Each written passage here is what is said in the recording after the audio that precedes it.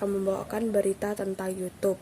Selama ini YouTube hanya menyisipkan iklan di awal maupun di akhir video, sementara iklan yang ada di tengah video hanya dapat di-skip jika durasi video tersebut lebih dari 10 detik. Namun kini YouTube punya kebijakan baru. YouTube memangkas durasi minimum agar sebuah video dapat disisipkan iklan di bagian tengah. Kebijakan tersebut diumumkan oleh pihak YouTube di halaman Google Support. Durasi minimum yang awalnya 10 menit dikurangi menjadi 8 menit. 8C. Di sini saya akan memberitakan tentang banjir di Rangkas Bitung. Banjir merendam permukiman warga dan sejumlah bangunan sekolah di Lebak, Banten. Selasa sore, para siswa harus mengangkat kaki dari rumahnya masing-masing untuk berangkat ke sekolah. Guyuran hujan deras selama 3 hari membuat aktivitas warga dan para siswa terganggu. Salah satunya di Sekolah Menengah Negeri 1 Rangkas Bitung, Lebak, Banten. Banjir setinggi 30-50 cm membuat siswa harus berjalan menerjang genangan menuju ke sekolah tanpa alas kaki. Dan meski demikian, para siswa tetap semangat belajar. Hingga tadi malam hujan pun masih mengguyur wilayah Rangkas Bitung, Lebak, Banten. Warga berharap sistem saluran air segera diperbaiki. Nah, akibat banjir tersebut, seringkali terdapat sampah di saluran air atau selokan-selokan di sekitar rumah kita. Akibat itu, makanya rumah kita atau lingkungan sekitar kita seringkali terjadi banjir gara-gara akibat tersebut. Sekian dan terima kasih video dari saya, Lambas Pedrosa Simanjuntak dari kelas 8C. Mau mengizinkan penggunaan vaksin ini pada keadaan darurat. Sejauh ini uji vaksin virus corona AstraZeneca mendapatkan hasil yang positif dan juga berhasil meningkatkan atau membangun kekebalan tubuh. Efek samping dari vaksin ini tidak berbahaya yang dapat ditangani dengan paracetamol. Nah, sekian berita yang akan saya bawakan hari ini. Terima kasih dan sampai jumpa kembali. CNN Indonesia, Menteri Pendidikan dan Kebudayaan Nadiem M. mengumumkan tahap pembukaan sekolah selama masa transisi menuju normal di masa pandemi virus corona. Tahap pertama pembukaan sekolah berlangsung 2 bulan ini, Juli dan Agustus 2020. Pendidikan yang diperoleh dibuatkan yaitu SMA, SMK, dan SMP. Pada tahap ini diberikan pembatasan jumlah siswa dalam satu kelas.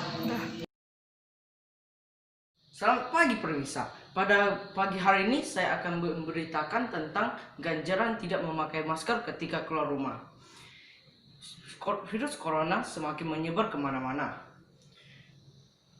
Di beberapa wilayah sudah ditetapkan aturan bahwa siapa yang tidak memakai masker ketika keluar akan diberi sanksi untuk membayar Rp100.000 sampai Rp250.000. Maka sangat dianjurkan saat bepergian memakai masker. Dan jangan lupa jaga jarak dan jaga kesehatan. Sekian dari berita saya, terima kasih. Halo semuanya, saya Jenis Going. Saya akan melaporkan sebuah kecelakaan hebat yang terjadi di Jalan Tol Cipali. Mobil tersebut dikendarai oleh seorang pria. Ia mengendarainya di atas kecepatan 120 km per jam. Mobil itu menabrak sebuah pembatas jalan dan mengalami remblong pada mobilnya.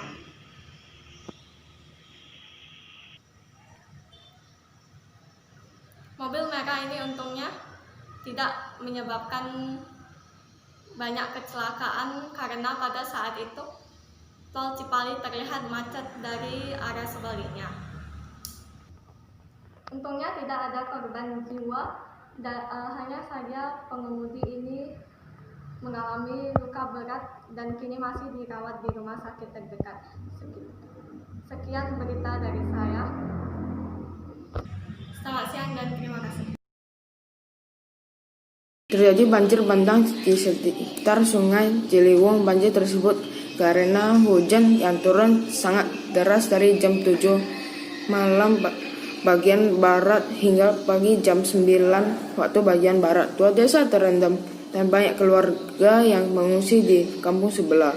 Sekitar 127 kepala keluarga kehilangan tempat tinggalnya karena banjir. Pemerintah segera memberikan bantuan berupa tempat pengungsian, air bersih, makanan, minuman, obat-obatan, dan pakaian.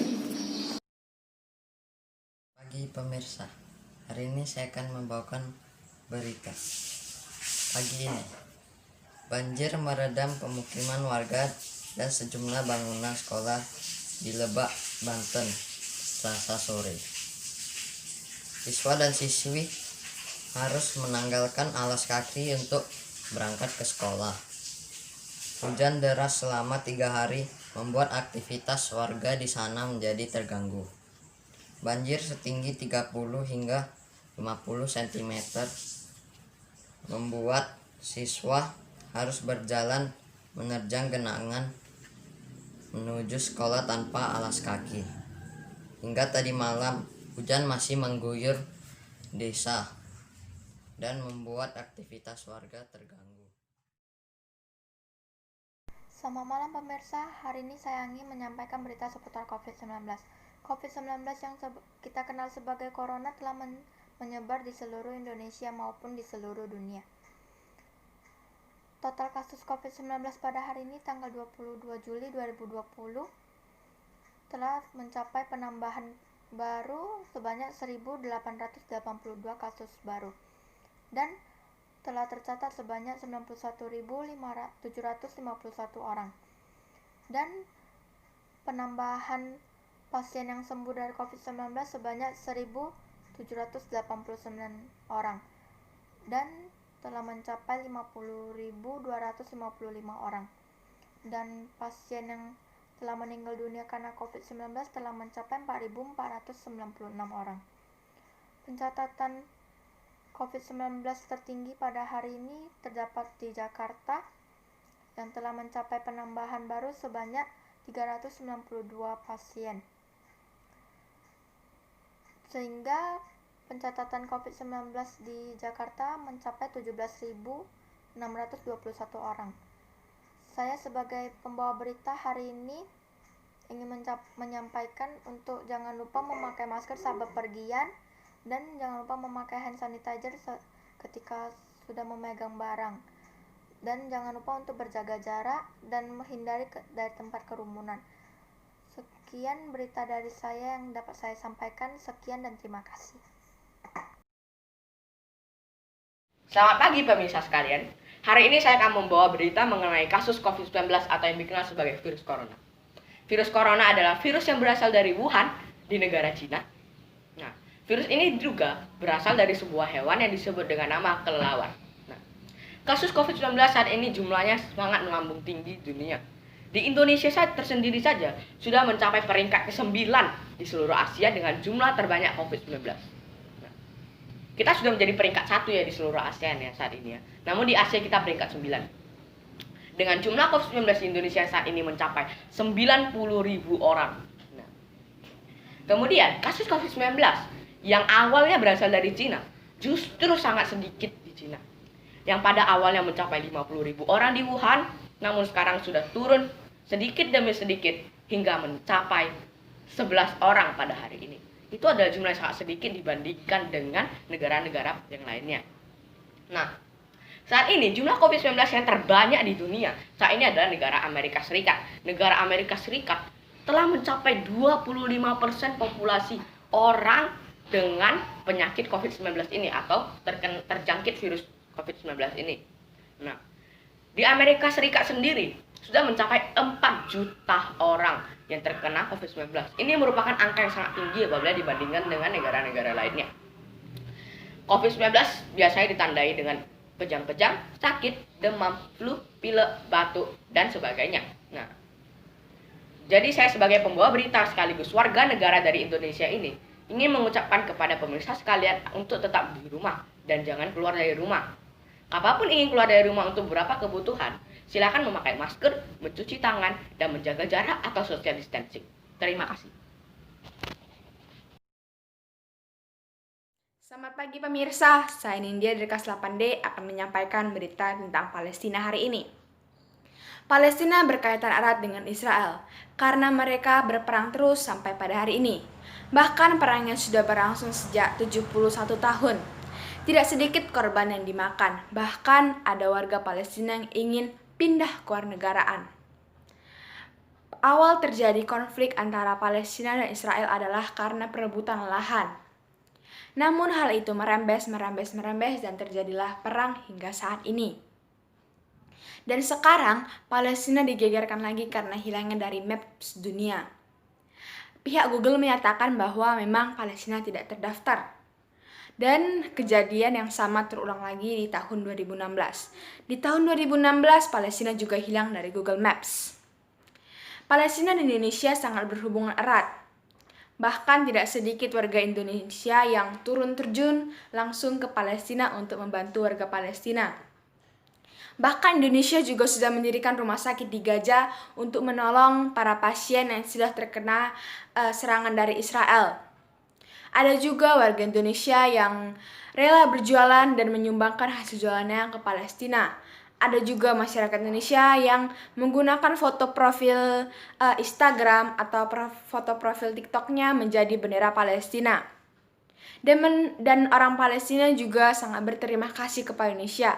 Bahkan ada dalam video menunjukkan anak-anak yang mengucapkan terima kasih kepada Indonesia dengan menggunakan bahasa-bahasa dari Indonesia, seperti bahasa Batak dan bahasa Aceh. Dan juga bahkan tidak jarang Palestina mengangkat bendera Indonesia di Palestina karena itu adalah bentuk apresiasi Palestina kepada Indonesia. Jadi mari kita bantu doa kepada Palestina.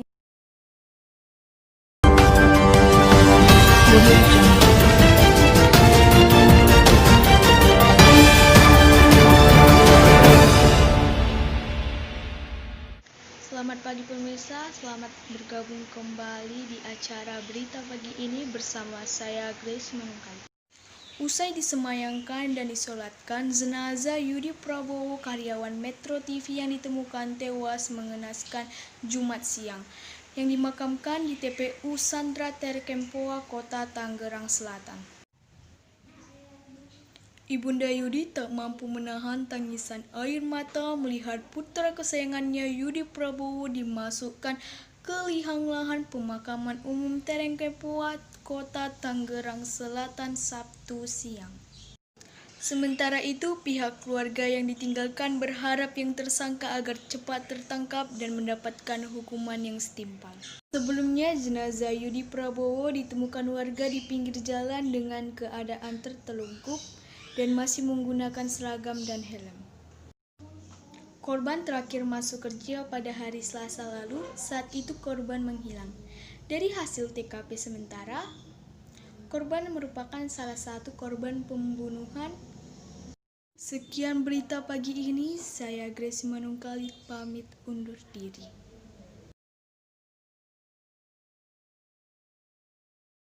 Selamat pagi semuanya, saya Karista Hondo dari kelas 8D ingin menyampaikan berita hari ini.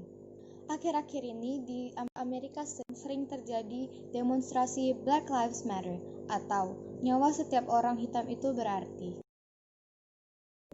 Black Lives Matter atau BLM adalah gerakan aktivis yang dilakukan oleh orang-orang dari bermancanegara untuk menentang kekerasan atau rasisme sistemik yang dialami oleh orang-orang berkulit hitam. Banyak artis penyanyi, bahkan orang-orang biasa yang menyumbangkan sebagian uangnya untuk ikut bergerak dalam BLM atau Black Lives Matter. Salah satunya adalah boyband dari Korea Selatan ini, Bangtan Sonyeondan atau BTS. Mereka menyumbangkan $1 juta Amerika Serikat kepada organisasi yang memperjuangkan kesetaraan ras.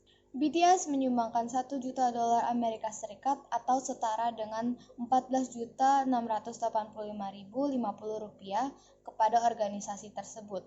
Gerakan BTS tersebut sangat menginspirasi penggemar BTS atau yang biasa disebut dengan ARMY. Penggemar BTS atau yang biasa disebut dengan ARMY juga ikut menyumbangkan $1 juta Amerika Serikat atau setara dengan Rp14.685.050 kepada organisasi yang memperjuangkan kesetaraan ras. Oleh karena itu, ayo kita sumbangkan beberapa uang kita kepada organisasi tersebut atau dengan cara menghargai orang lain. Sekian, terima kasih.